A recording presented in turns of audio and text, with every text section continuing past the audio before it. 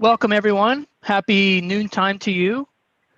Appreciate you joining the second in our series called Energizing Your Fleet, How to Save Money, Improve Health, and Protect the Environment by Taking Your Fleet Electric. This is a webinar series sponsored by the North Florida Clean Fuels Coalition, JEA, and the North Florida TPO. We're so happy to have you with us today. The objective of this series is to send out the message that fleet electrification is good for business, but it's complex. And this series is all about unpacking those complexities and making it a little bit easier for you to take those first steps towards electrifying your fleet. This webinar is intended as an educational forum. We want to hear from you, and we want to be able to share some best practices from the experts that we are bringing to speak to you today and in our future series. Here are our speakers today. I'm Ben Moore. I'm sustainability leader at RS&H and have been working for several years with the North Florida TPO on all things clean fuels. With us is Wanda Forrest. She's the clean fuels coordinator at the North Florida TPO. And together we're very happy to present to you a great slate of speakers. First, you'll hear from Matt Alford. He's executive director of Drive Electric Florida, the premier advocacy organization for all things electric vehicles in the state. Peter King, electric transportation project manager for Duke Energy. He may be the most experienced when it comes to installing electric vehicle infrastructure in North Florida and elsewhere around the state. And then Todd Brearley, design and construction project manager at JTA, who is fresh off of installing some very serious electric vehicle charging infrastructure at JTA that will be supporting full-size transit buses. So before we get rolling, I want to orient you to the format that you're participating in. We want to hear from you, but we won't be able to hear you. What we instead are asking you to do is type your questions into the comment box on your screen at any time. This comment box is right below the screen that you're viewing. And we'll be able to see your questions as the presentation rolls forward. And at the end, we've booked out time so that we'll be able to go through your questions. So as the question occurs to you, go ahead and type it into the box. We'll be keeping tabs on it, and we'll be sure to pick them up as we get to the Q&A. Also, I want to let you know that all the webinar materials will be available at northfloridacleanfuels.com, so you don't have to furiously take notes. And if you have a colleague who maybe wasn't able to attend, they'll be able to view it there. We'll post that shortly after the event. We're going to post the whole series there, so eventually you'll be able to see the whole series and have it as a reference. And if you would like to be notified about future events related to this series, go ahead and put your contact information into the fields on the screen, and we'll be sure to make sure you're aware of everything that's happening. So here's the agenda today. I will let Wanda say a few things about the North Florida TPO and the North Florida Clean Fuels Coalition, and then we'll be off to the races with first Matt Alford providing the big picture on EV infrastructure in the state of Florida. Zooming in a little bit with a tighter focus, we'll have Peter King talking about the basics of the equipment and how it gets installed and what you need to think about. And then finally, we'll finish with Todd Brearley, who will be talking about a specific case study that he has recently gone through, and then we'll have the Q&A. So first, let me allow Wanda Forrest to say a few things about the North Florida Clean Fuels Coalition. Wanda, make sure you unmute yourself. Good morning. As Ben introduced me, I'm Wanda Forrest. I'm the coordinator for the North Florida Clean Fuels Coalition. I'm also employed by the North Florida TPO, which hosts the North Florida Clean Fuels Coalition. The North Florida Clean Fuels Coalition got designated by the Department of Energy in 2016 as a Clean Fuels Coalition. We are one of almost 100 across the country, and we are working toward promoting alternative fuels, alternative fuel vehicles, and advanced technologies. Also in 2016, Federal Highway designated corridors through the North Florida TPO as alternative fuel corridors. I believe it was on like I-95 and I-10. Prior to all this, we started into the alternative fuel sector with developing a master plan. And we also invested $6.5 million in infrastructure and vehicle projects, which included 40 level 2 charging stations. We also, in 2017-18, developed for Clay County, we looked at alternative fuel feasibility assessments. Under the Department of Energy's Clean Cities program, we did a gap analysis in 2019, and under the DOE program, we're also doing this in 2020, the fleet electrification webinars. And as Ben said, this is the second one of a series of 2, and there's going to be one other one in November. And with that, Ben, I'm turning it back over to you. Thank you. Thanks, Wanda. So, as you can tell from all the things that Wanda went through, the North Florida Clean Fuels Coalition is really the clearinghouse in North Florida for all things clean fuels, and that includes electric vehicles. If you would like to stay up to date on all that's going on in the region regarding electric vehicles, I encourage you to connect with the North Florida TPO and their North Florida Clean Fuels Coalition. We welcome you into the fold. I also wanted to say that JEA is a major player in bringing this webinar series to you and are very big supporters of electrification of all kinds of equipment, including electric vehicles. And they will be featured in our next webinar series on November 10th. So be sure to tune in then, and more details will be coming towards you in the days to come. With that, I would like to turn it over to our first speaker, Matt Alford with Drive Electric Florida. Matt, over to you. Thank you, Ben, and good morning, everyone. Very excited to be, well, I guess it's afternoon now for most of us.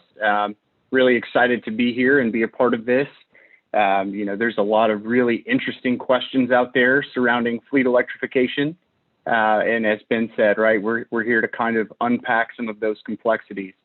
There's a ton of enthusiasm about this at a lot of different levels for a lot of different market segments, whether that's business or government.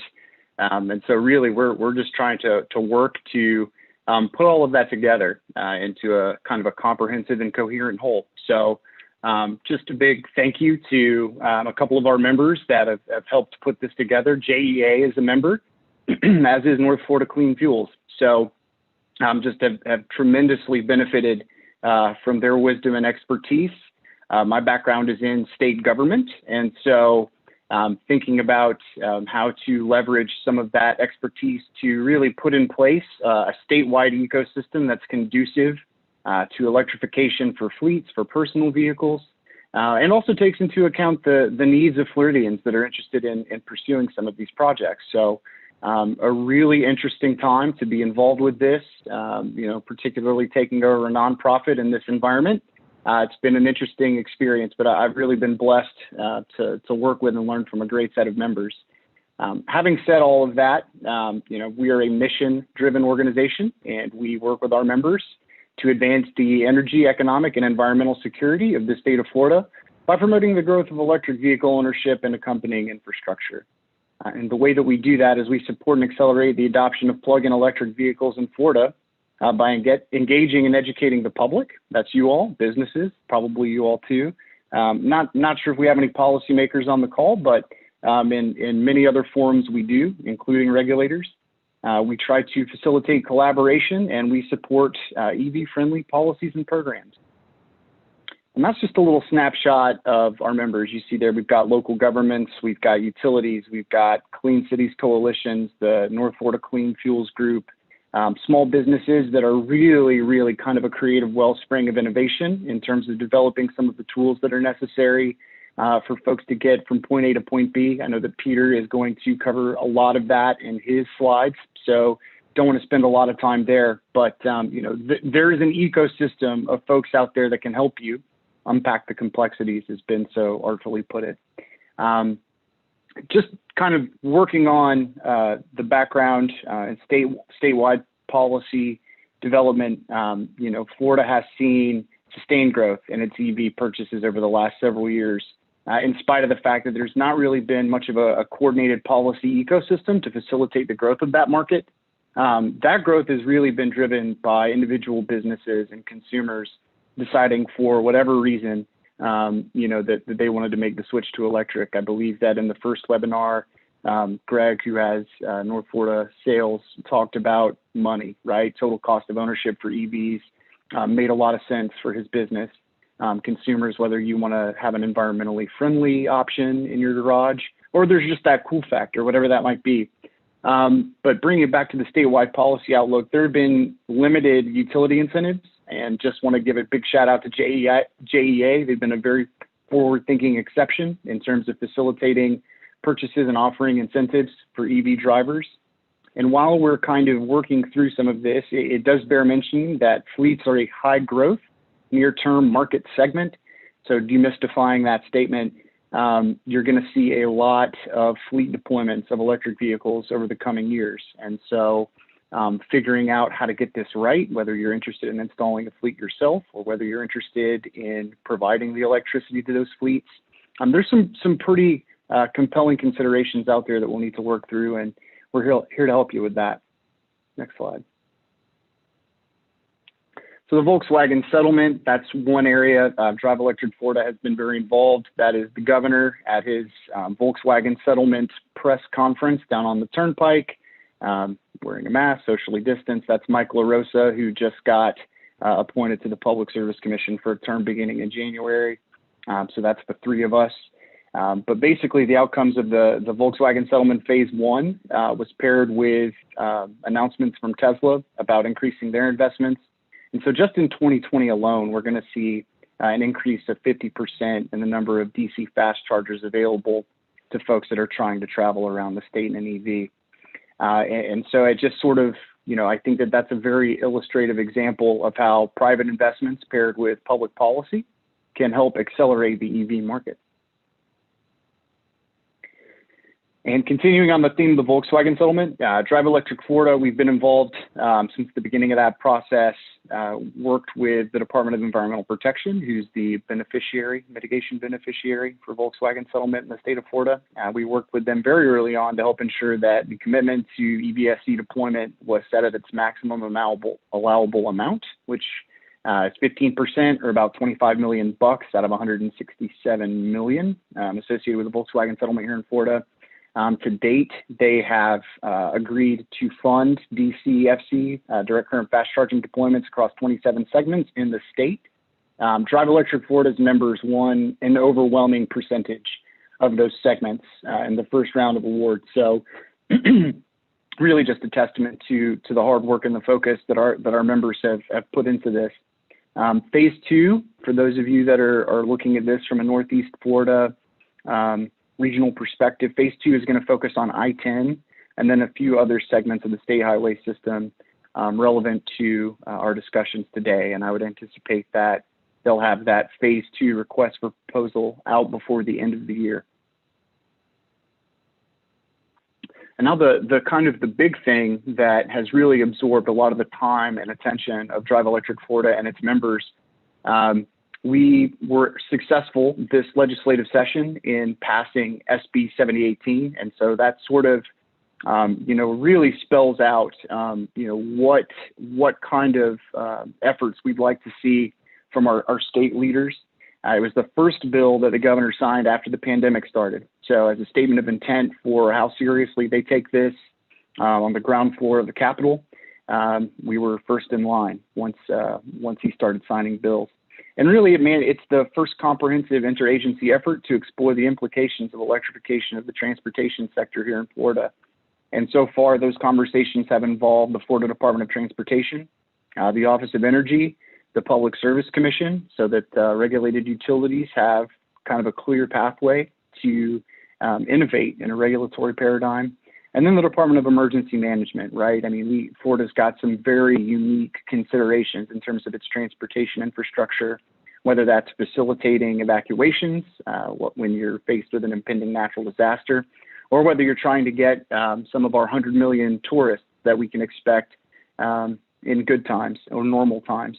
So I'm working with all of them to put together sort of a statewide roadmap that identifies gaps in our current infrastructure deployments, makes projections about what's going to be necessary as we see EV market penetration accelerate.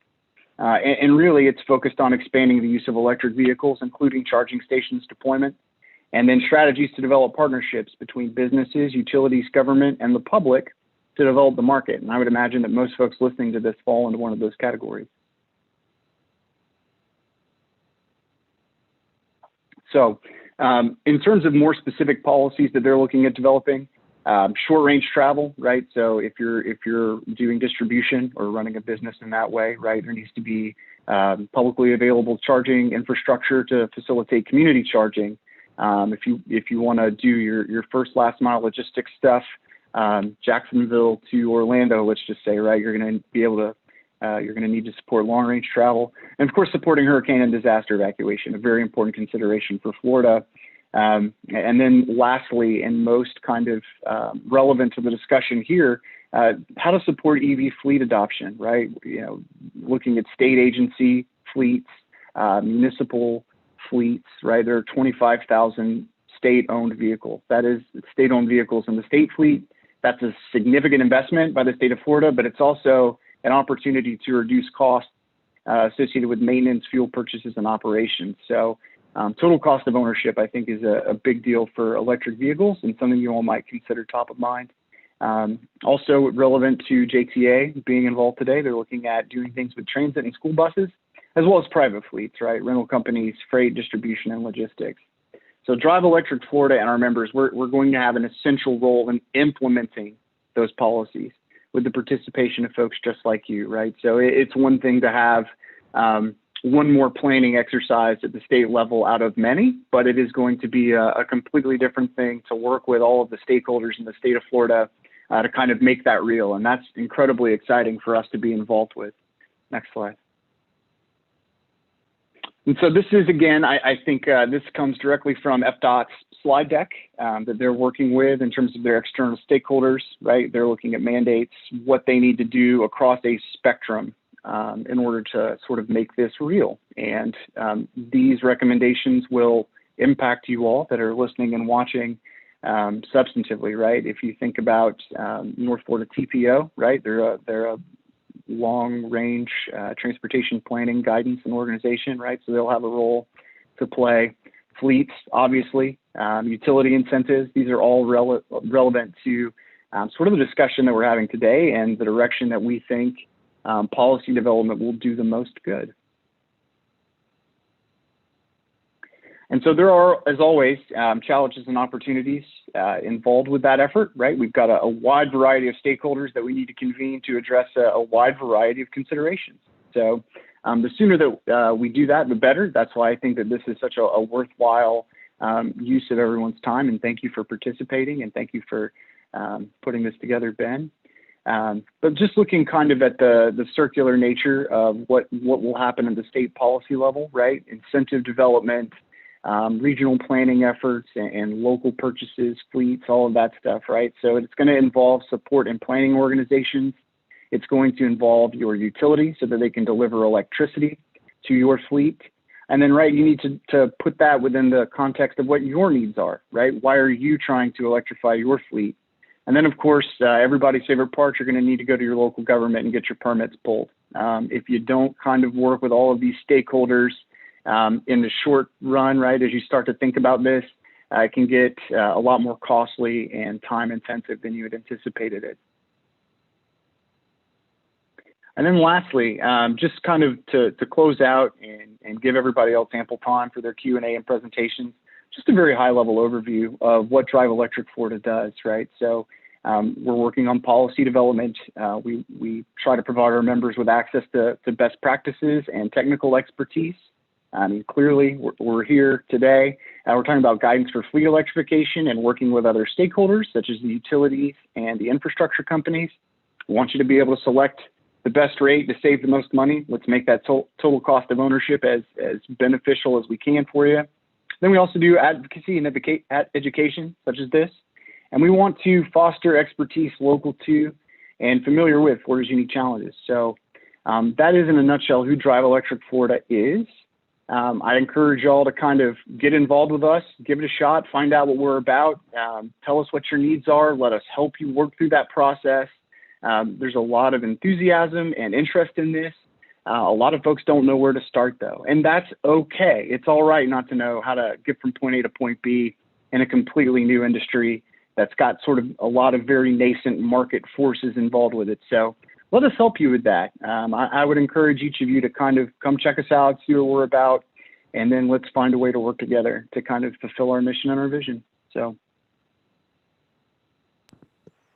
Thank you so much, Matt. You know, as y'all heard, you know, there's a lot of money coming into our state via the VW settlement that can support, you know, your investment in electric vehicle charging infrastructure. And then, you know, the state is clearly accelerating the attention it's putting on this as an issue. So to have an organization like Matt's out there to represent the interested stakeholders is a great thing. So I do also encourage you to reach out to Matt and take advantage of these opportunities that are coming your way. So that was kind of a big picture overview, you know, setting the scene. There's a lot of activity going on. You may now be wondering, what do I do? How exactly do I start to get my hands on the electric vehicle infrastructure? So we have Peter King here to delve into that for us. Peter. Ben, thank you. And thanks for being here. Great to always participate in events with my good friends and longtime friends from the North Florida TPO.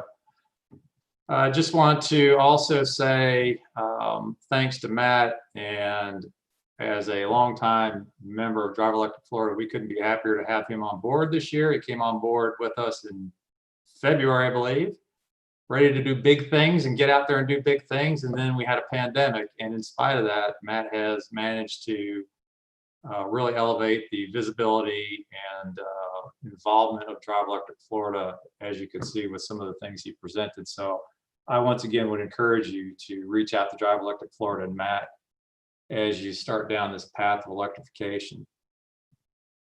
So with that, I'm going to go into an overview of electric vehicle infrastructure. This is the proverbial 10,000 foot overview. I'm not going to go into any details. We don't have enough time to go into that today, but there are plenty of resources out there for you to begin to delve into the details. And I believe Ben's going to do a third in the series, Ben, where you will probably go into a little bit more of infrastructure detail. And you'll get to hear a really cool case study from Todd following my presentation. I'm really looking forward to hearing that one as well. Just mention here that I am with Duke Energy. I've been with Duke Energy since 2017, formerly with JEA. I've spent 13 years with JEA, and we actually started the program. Wow, it's already 2013 now, 2013, 2014. You can go to the next slide. Yeah, once again, topics, some infrastructure considerations. We'll go over some definitions. There are more acronyms again out there floating around the EV infrastructure space, some basics on charging, and then you're ready to install, ready to electrify. What's next? Next slide. Just to give you some context for Duke Energy so that you know, we're obviously, well, I don't know, obviously we are one of the largest utilities in the United States, and we are set up in a jurisdictional organization. Headquartered in Charlotte, but we've got state jurisdictions, as you can see, and I am assigned to the Florida jurisdiction with our state headquarters in St. Petersburg. You can go to the next slide. I wanted to point out that Duke Energy recently made an announcement in the last 2 weeks that we are committing to electrifying our fleet to 100%, we hope, by 2030. Interestingly, all the vehicles you see in the photo there are all either all electric or plug-in hybrid electric vehicles currently in the Duke Energy fleet. The bucket truck there at the end is actually, that does run on diesel, but once it gets to site, the boom is activated and run on electric, so it doesn't sit there and idle off the diesel engine. Next slide. Wanted to also quickly point out some of the effort and work that Duke Energy is doing in Florida, and I'm happy to announce we are not now all 3 investor-owned utilities have programs or proposed programs to install more infrastructure across the state, and along with the Volkswagen settlement, things are moving quickly with infrastructure, and they need to, with the cars and what's coming at us. The Duke Energy Park and Plug pilot, that began in 2017. We It's a mandate from the Public Service Commission to install 530 charge points across 4 segments, and we're about there. We're well over 500, so we're trying to close this project out. A couple of highlights from the project: it does involve a mix of level 2 and DC fast. And Matt alluded to some of the corridor work that was going on. That was part of DeSantis's announcement, the VW settlement, and connecting the corridors. We've tried to do our part at Duke Energy to connect more than just the interstates, but we've also connected some key secondary corridors in the state with DC fast charging. And you can see that the 9819 corridor from Pinellas all the way to Pinellas County, Apalachicola, we will connect with fast charging. We've also connected a large portion of US 27. These are both not only scenic highways in Florida, but very, they're key evacuation secondary corridors. So a good story, and I think that story will continue with the next round of VW as far as serving those remaining corridors. You can go to the next slide. Let's talk about fleet electrification, infrastructure. This slide, just to me, it really, I look at it in 3 buckets as far as infrastructure goes. Obviously, it's going to be your fleet. It's going to be based on number of assets, the type of assets you have in that fleet, how they're used, and what the long-term plans are. It's going to depend on your facility, what kind of existing infrastructure is in place already, and the expansion capabilities. That may be not only utility, but also your footprint for your facility. And of course, facility layout, and those things have a big impact on cost and cost of installation. Finally, of course, financials. What do your capital budgets look like? What do utility costs look like? And then what kind of financial incentives are available out there? For example, right now there is a federal tax incentive 30C that's available through the end of the year. So if you're planning on doing something, it's you get 30% up to 100,000. You need to act quickly. It typically will sunset, and we don't know. Sometimes the legislature or the federal government brings it back, or it just may permanently sunset. So go get it while it's there.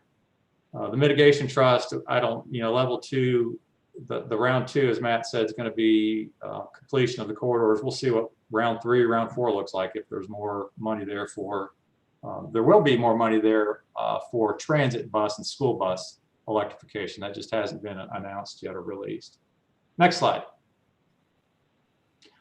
So this slide talks about, and you click on the first one, Ben, just all the dependencies for vehicle and infrastructure. Obviously, total cost of ownership, I heard that mentioned, that there was some discussion about that in the first webinar. Obviously, you're going to do that. Go ahead, next one, Ben. Vehicle specifications that you want to include, next one. Certainly your site operations and what your site operations look like, next. Energy and fuel costs, a little bit different here. You're dealing with electricity now. Next. What's your facility electric footprint look like?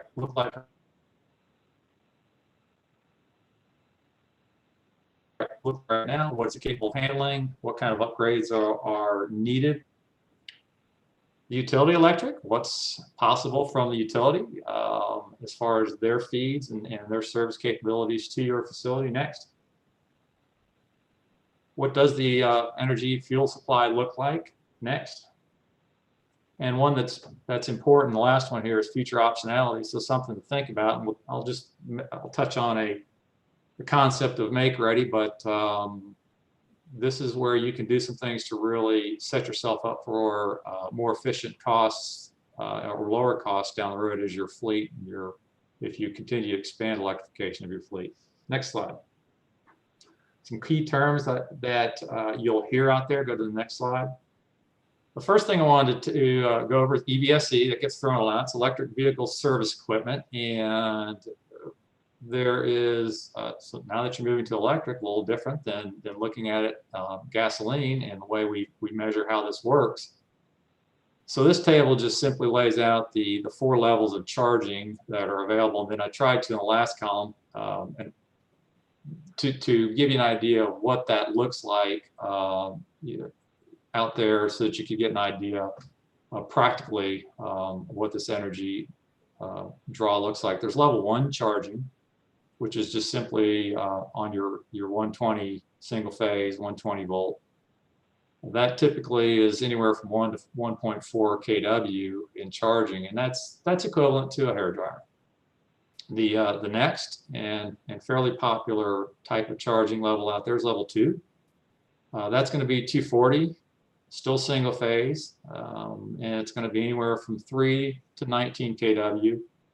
And you can see that that's that's now going to be similar to a dryer or water heater. So once again, too, just to point out that connection of these types of level 1, 2, 3 chargers, also the speeds of charging will depend on the amp breakers that you attach to. So on level 2s, I've seen 30 amp breakers deliver 22 miles an hour. I've seen Tesla over 40 amp breakers, 50 amp breakers deliver 35, 40 miles an hour on a level 2.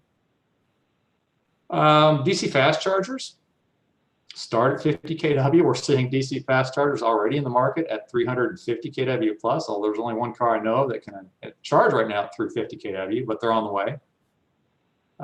These are 3-phase power, so require a little bit more potentially utility upgrades that might be needed. And you can see that that's similar to a small office footprint. The last one is extreme high power, yet to be seen out there in the marketplace, but you can see the kind of power, and now you can get some sense of why it's so important. Some of the points I'll talk about in a minute about getting your utility involved and doing some of the planning are so important. The final thing I put there on the bottom is you got 2 types of charger. It's important to note. And that's important to note because the costs are different and your needs may be different, and you may want to use one of those depending on your needs. The network chargers provide data and point of sale. And so they will bring all that rich data back to you. All of our chargers in our program are network. It's very important that we provide that data not only to us, but to the Public Service Commission. But the chargers are more expensive. The network chargers certainly are. Then you've got to deal with a network provider as well. Versus non-networked data, we call those dumb terminals, but once again, no data on those. So I've seen some folks try to separately meter those. That may be one way, but you're going through the cost of separately metering. But once again, we had some non-networked chargers at JEA for our employee parking, and it worked out very well. Next slide. Slide quickly mention this term, inductive charging. It's basically wireless charging. I've seen it mostly in the transit bus market. It's just a plate, could be a plate that's mounted in parking spot or the road. For transit buses, what they look at using inductive charging for is on-route charging. So a lot of the depots that the buses leave from could be several miles from the actual route. Inductive charging may give you the chance to put that asset out there and use it longer on that route. Next slide. So a couple things to get to know and lean on your utility. KW versus KWH. So KW is important. That's the rate at which a device charges. And so it's important to know from your facility what your KW capacity is, because that will dictate, depending on what you want to bring in, what kind of upgrades are going to be necessary. KWH, that's the energy, the actual energy used. So that's going to be the actual amount. So two very key terms there. They're concepts which, if you're used to gasoline fuel, a couple of concepts you need to familiarize yourself with. State of charge, you'll see that SSC. I put that up there. It's a consideration you want to take into when you plan, do your managed charging, because vehicles come in at different states of charge, and charging speeds, charging times all will vary based on SOC, state of charge. You'll see charging connectors. There are a number of charging connectors out there. CHAdeMO is the Asian, CCS is the European. Those are DC fast chargers. I didn't mention the level 2 charging standard, the J1772. Tesla has its own. In the transit bus market, BYD has their own. So some things to think about when you start to plan your infrastructure for fleet electrification. On the network charger side, just under something to be aware of, you'll see OCPP thrown around. That is a protocol, a communications protocol that allows for, if a network truly is OCPP, they will allow for plug and play of different types of units that also comply with OCPP. So that's kind of important from a stranded asset perspective. And the final thing you'll see, start hearing more of, very important to both utility, to you as fleet operators, and to your controlling your costs, is managed charging. And that's to manage the charging of those assets so that you do it in the most efficient, cost-efficient way based on the rates that you've got and what your needs are to get those fleet assets back out there producing for your organization. Next slide. So let's talk about planning, an overview of planning EV infrastructure needs. Next slide. So consideration, infrastructure types of consideration, we touched a little bit. Obviously, the charging equipment, you'll have to consider the type and speeds of that based on your assets. Next.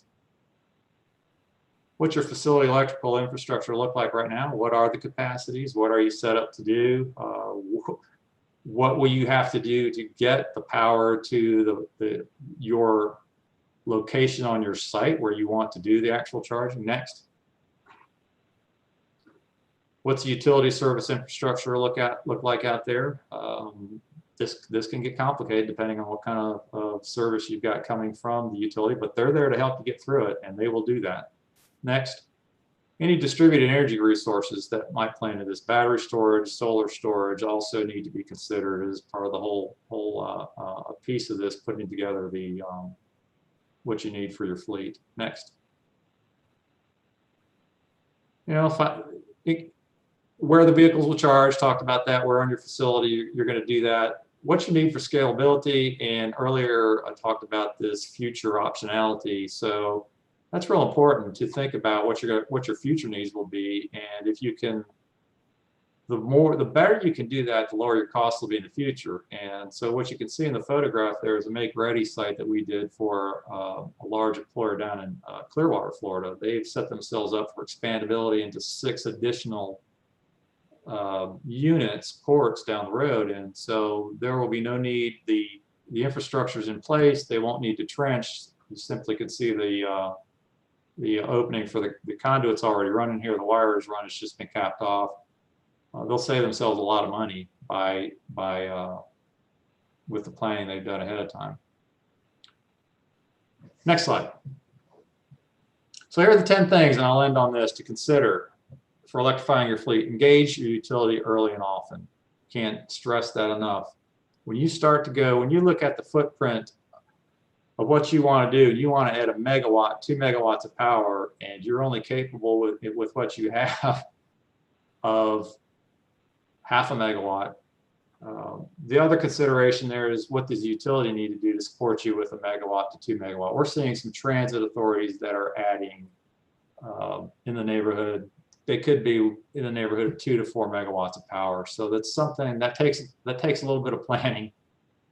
So once again, engage the utility early. Choose the right use cases to minimize the cost. You know, this just says that there are, rather than just acquiring electrification assets in your fleet, think about the use cases, and maybe there are some use cases you can work on first to electrify your fleet. Electricity is delivered in real time, a little different from fuel and gas, other than battery storage, which is still in the nascent stage.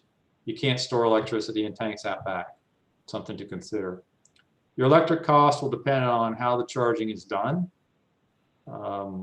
Certainly when you get into, we start adding not only, I was going to say DC fast charge has its high kW numbers, but you can add a lot of level 2 chargers, and if cars are all charging simultaneously, start adding the kW up. If you're on a demand rate, those kinds of things can have impacts. So very important to think about. And then work goes with line number 1, work with your utility to get your facility ready for the electrification. Next slide. Plan your charging strategy before buying the EVs. You may not be able to nail this down completely, but you start thinking about it. You can use there are different ways you can put together level 1, level 2, and DC fast charging. You may already have the ability to use and the use cases that lend itself well to level 1 charging, to outlets that are already existing in your facility. Once you're sure that the electric can support it, that the breakers are good to support that. You know, if you have an asset that's in a pool that sits around 22 hours out of the day, level 1 charging is probably appropriate. Align your charging solution with the needs. I think goes without saying, but this is really you're going to have to take a hard look at your assets, and it goes back to like the transit bus situation where they're looking at inductive charging on route for some of their needs. This point, the next one is interesting. I hadn't thought of this, but EV fleet, you have to have a cooperation now between fleet and facilities, where it may have been just all of fleet's responsibility. It was their responsibility to purchase the fuel, take care of the fleet assets. Now you have to bring in your facilities group because you've got your electrical infrastructure involved. So very important that you bridge that. If you haven't, that you bridge the gap between those two departments. Electricity as a fuel means you have to think about fuel availability in new ways versus obviously the purchase of natural gas and gasoline. And then finally, EV fleet operators do have multiple options to manage the costs. That's part of the managed charging, helps with that, but there are certainly a number of ways, depending on time of day, type of asset, and so on, that you can manage the costs. I think, Ben, with that, that's all I have. And I put a couple of websites out here for you. I would highly recommend NACFE. Go out there and look at some of the work that they've got, some of the papers they've got on freight electrification. And one I wanted to put on here was Department of Energy's got some great tools on getting into more of the specifics of electric vehicle charging infrastructure. So with that, thank you. I appreciate the time. Thank you, Ben. Thank you, Peter. Great stuff. As y'all can hear, there's a lot of details to be considered when you're talking about electric vehicle infrastructure once you figured out what your vehicle choices might be. And it can be overwhelming. So we wanted to close with the story of Todd Brearley at JTA and how they went through that process, how he went through that learning curve, and now has some brand new, pretty sizable chargers out there at their fleet campus.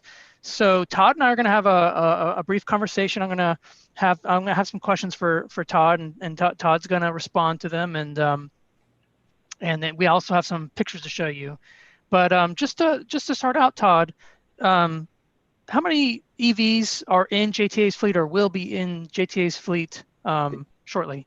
So good afternoon, and thank you very much for having me here, and welcome everybody. Out of the gate, we have 2 buses. They are on order right at the moment from Gillig.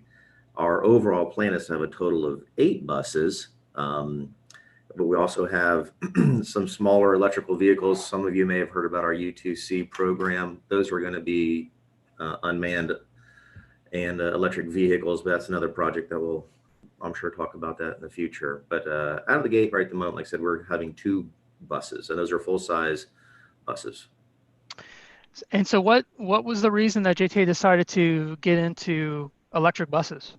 So one thing that it's kind of a couple of things. One, there was a grant out there that we were able to take advantage of, and it was a matching grant.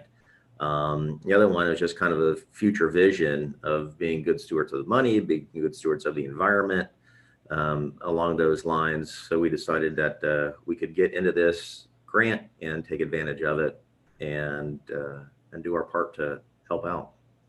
So my next question involves, asking you what kind of charging infrastructure have you installed, and we've got some photos to accompany. But I'll let you get started, and we'll show some photos as you talk. Yeah. So what we have right at the moment, we actually had to bring in a whole new infrastructure, much like Peter has been talking about. We had to go through the entire process of figuring out what our needs were, and then the infrastructure, where we could put it, how we could put it, things of that nature. What we wound up doing was bringing in a whole new service from JEA, new transformers, new gears, things of that nature. And here's just some of the pictures. This is just some footprints. 1,000 kVA transformer with switch gear, and then the underground conduits, all in an existing facility, tapped into our existing underground vault. Here's a picture again of the gear and the transformer, and then we ran the wires again underneath the road to these chargers Now, again, there's a total of 8 chargers, potential for 8 chargers for now and for future. One's just off photo here. When we got into this, though, we worked with Gillig and ChargePoint. The initial chargers that we were getting, they were 165 kW chargers. There was a little hiccup in the processing, and they weren't going to be available. So we worked with ChargePoint to come up with an alternate solution. And what we wound up doing was putting in 2 65 kWs, actually a total of 4 of them, but we paired 2 and 2 together to give us the voltage that we needed, or the wattage that we needed, which was 130. And we were able to, that would be enough power to charge the buses. And that's what you're seeing out there. There's these large chargers out there, and all the work is done at the chargers. We bring the power to them that converts it into DC, and then they would charge the buses from there. They are paired together, like I said, to give us the capacity that we need to charge the buses. So, you can see the complexity of this project on the screen here. How did you get started? What was the first step that you took to kind of get off the planning and the concept level of this project? A lot of it was right out of the gate. We did start working with JEA and also a local electrical engineer and ChargePoint to try to figure out what we were going to need. Again, we went back and forth. We also hired a third-party consultant, CTE, to come up with rate modeling for us. And they also worked with JEA and came up with solutions. These buses are going to run one specific route for us. So they were able to figure out how long the buses were going to be running, how many times a day, et cetera, how many miles we'd be putting on the buses, even during with air conditioning and traffics and whatnots. And then come up with some really good rate modeling with us, and then work with JEA to come up with a solution with what was going to be the best way for us to charge these buses. And you heard Peter talk about this. We get into demand charges versus flat rate usage charge. And the difference for us in this, where if we charge both buses in at the same time, they both came back to our yard, plug both buses in, start charging, while again, our fuel costs would be the same, the demand cost would be far more. And when I say far more, it was almost double. So it became very apparent to us right then and there that if we staggered the charging times with these guys, plug one in, let it charge for an hour and a half, whatever it was, go plug the other one in, then all of a sudden we were able to cut our cost by, like I said, almost half. But we're still using the same amount of energy, though. It's just when we're using it. So you mentioned several partners just now. How important was it to assemble kind of a team outside of JTA's fence line to get this project started and finished? What did you learn from your partners? Yeah, well, first, I don't think we could have done it without them, because we didn't know the first thing about electrical vehicles, very new technology. Again, to Peter's point, get the team together and start working with these guys right out of the gate as soon as possible. They can make a big difference, especially if you're talking when you're charging a lot of vehicles. That's what I pretty much learned out of this guy. And again, we only put in a couple of chargers to begin with because the technology is going to change. This is in its infancy stage, as we all know. So that's what we were thinking. And that's what we did. So looks like, it's been a success here. The photo shows the chargers installed, and I think your buses are either there or almost about to be there, right? Yes, they're scheduled to be here. We're scheduled to be here, but due to some pandemics and some fires out in California, actually, I just learned last weekend, some of the charging, the software components, the manufacturer was damaged during some fires out there in California. So we're a little bit delayed. We are expecting them by the end of the year, though, if not by the end of this month. It's just it's a timing thing. So a very successful project. But what were some of the challenges that you had to overcome?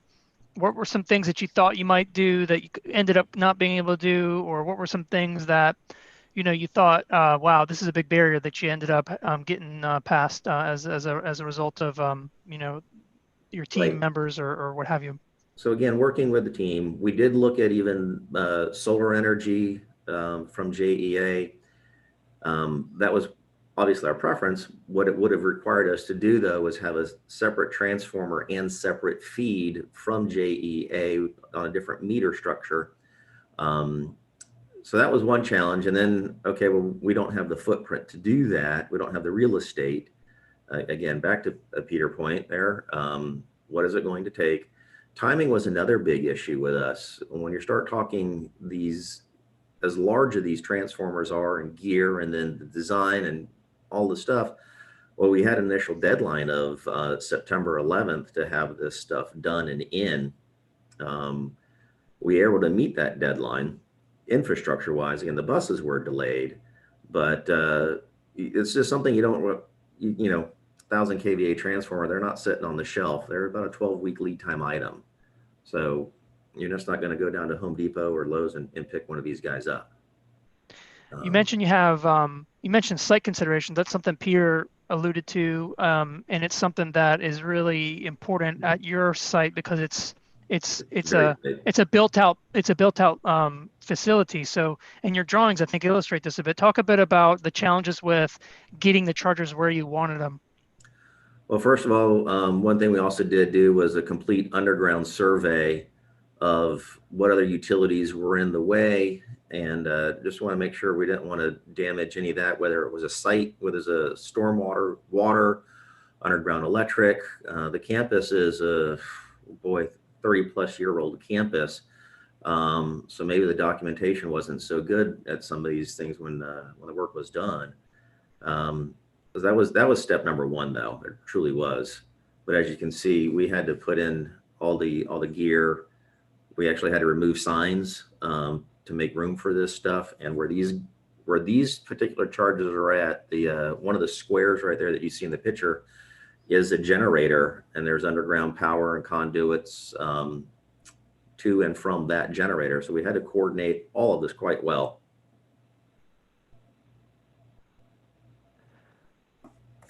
So, were there any surprises? One sign that we did not, one sign was the biggest sort of surprise where we got out there, we started digging and realized that there was one sign that we had missed that was right in the way, and we had to take it out. We had it fairly well planned out from the get-go, numerous walks with the subcontractor. And we put our eyes on this thing many a times, walked it with engineers 101 times to really try to figure out what was going to be the best place, where to put it strategically wise, knowing where our sprinkler lines were at, things of that nature. So fortunately, through all that upfront legwork, we really didn't have much in the way of any surprises.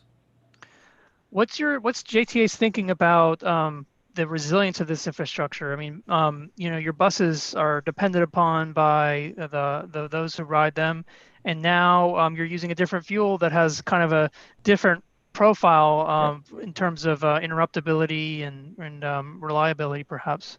So we did think about that, and during the course of a natural disaster, i.e. hurricane, where massive infrastructure would lose power, two things, because of what we have, and this is a very fixed route system right at the moment. It's only one bus route. We had a backup plan, meaning we could use our diesel buses for that. Second of all, we, being the JTA, we're a priority for JEA to get our power back up and running. So that's always a good thing there. But then you look at maybe what the cost would be to put in a generator, and we would be a pretty sizable generator. Again, we're already limited to space, capacities, dollars, and knowing what we had, the contingent plan of the diesel buses was our strategy. Moving forward, could that change? Well, absolutely. And to just wrap up with a final question, what's going to happen going forward? What's JTA's EV infrastructure plans in the near future? Like I said, ultimately, we would like to have more buses. We do have park and ride facilities throughout the city, and get EVs out there, things of that nature. This is very a jumping off point for us. So this is all very, very infancy for us. We now know what it takes though, and we could implement this just about anywhere. And other than the leg cost, the upfront cost, and then the maintenance staff to support that, that's what we would have to overcome. Thank you so much, Todd. Absolutely. Now I'm gonna have some throw some questions that we've received during the program out to our speakers, and I'll stick with you, Todd. There was a questioner who wanted to know if JTA had been exploring partnerships with JEA, perhaps to finance additional acquisition of electric transit assets, since it would benefit both you and JEA long term to have those. That's a part that I'm honestly don't know the answer to that. I am more on the nuts and bolts and construction side of things. I could only imagine that we probably are. We have a whole fleet of people here that's what they do. They work with the municipalities, whether it's JEA or other governmental agencies, to help us out any way we can. So I would say more is in the way it works. I just do not have that answer. Okay. Peter, this might be a question for you. There were several questions that John Magwood, a longtime member of the North Florida Clean Fuels Coalition, asked regarding hydrogen and how it might fit into the electric vehicle picture down the road. Do you have any thoughts on that from the utilities perspective? No, we're not.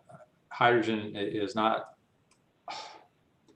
We really have done nothing to address that. We've got, we're still up front with electricity, and I don't, right now hydrogen is, from what I understand, is extremely expensive. But I don't know of anyone that's reached out to us to work on any sort of hydrogen installations or hydrogen powered fleet. All right, sticking with you, Peter. And Matt, feel free to jump in on this one. But you start thinking about all these electric vehicles using pretty sizable infrastructure around the state. What's the utilities' outlook on deploying or making more widely available demand response programs to kind of allow these fleets to be a little bit more strategic in how they are using electricity? So the demand response, when I think of demand response from my perspective, that's the utility being able to control, on the customer side of the meter to do things like turn down the load during peak times. Now there may be there are some pilots that are getting ready to roll out for residential use, for example, where the utility might work on an experiment with use cases of dialing back residential chargers. I think in the commercial fleet electrification space, the managed charging piece is really where we probably need to focus. And I can speak for some of the installations we've done in St. Petersburg, where there's some pretty robust software, and Todd may have that as well with what they're using to help arrive at how you're using the assets, and then the best way to charge them. And then you'll comply with your utility rate structures to take best advantage of the best rates that are out there by doing that. Yeah, just to piggyback off of that, Peter, managed charging, I think, is really where a lot of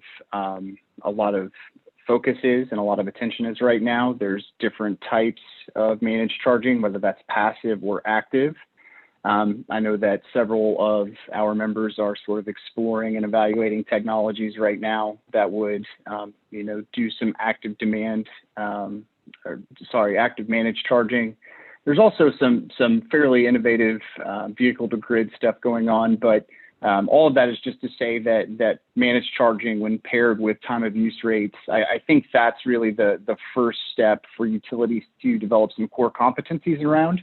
And then, once other dispatchable forms of, bidirectional charging infrastructure come online, it'll be a completely different conversation. But those innovations are happening every day, all over the place. So it won't be long. I'm going to squeeze in one last question in our final minute, and I'll stick with you, Matt, and Peter. Feel free to jump in on this one. But what are you hearing about phase 2 VW settlement? In addition to I-10, what other segments do you think are, or what kind of segments do you think they're interested in particular, since we're talking to a North Florida audience in our region? Go ahead, Matt. I think you're better first to speak on that. Oh man, put me on the spot. So, I think that's very much an open question. They've done a really good job at DEP trying to ensure that they measure twice and cut once, their words. So making sure that they're able to right size a phase 2. Phase 1 was for about $8.5 million. I think that they are trying to tailor their phase 2 similarly to that. In addition to I-10, I have recommended to them several secondary evacuation routes, evacuation corridors across the state. 192, to your question earlier, Scott, State Road 60, State Road 70, that 19, 98, 27 corridor that runs kind of off the beaten path, but that still facilitates evacuation. Just really making sure that there's a good deal of attention paid to our secondary evacuation corridors in addition to I-10. Now they might go and fill in some gaps. I think in their phase 1, they awarded 2 segments to like City of Orlando. So 40 miles either side of that, thinking like Sanford, Deltona area, they might look there. Might also look in the Lakeland area or the Wauchula-Hardy County area. So I think that that's all very much an open question. We'll just have to wait and see for them to put out their RFP. But once they've kind of gone through phase 1 and phase 2, that'll be about $17 million. That leaves you about another $8 million for a rebate program, which at this time is the direction I'm given to understand they're leaning. Once they get done with phase 2 for DCFC, they'll pivot to kind of a rebate for level 2. So, all of it's exciting, and different market segments utilize that infrastructure in different ways, and tip of the cap to them for really trying to put together a holistic and comprehensive approach to this. Thanks, Matt. And with that, we're out of time. I want to thank everyone for joining us today. Remember to let us know what you think. You can do that in the comments below. It would help us to know. We have one more webinar in our series, and we would love to take your feedback on board before we get that out to you. Remember, the webinar materials are going to be available for download at northfloridacleanfuels.com. A lot of those references and resources that Peter mentioned in his presentation will be posted there as well. Long term. The next webinar will be November 10th. We're going to go even deeper into electric vehicle charging, speaking with JEA from the utilities perspective, what is required. And also we're going to talk a little bit about JEA's fleet, and they've been doing some great stuff with the electrification of their own fleet. If you have questions about this webinar series, what the North Florida TPO and the North Florida Clean Fuels Coalition is doing around alternative fuels, please reach out to me. My contact information is on the screen here. And we look forward to seeing you next time. Thank you so much for joining us for this hour. We hope you had a great lunchtime and learned some things about electric vehicles along the way. Thank you to our speakers, Peter, Todd, Matt. Thanks, everybody. See you next time.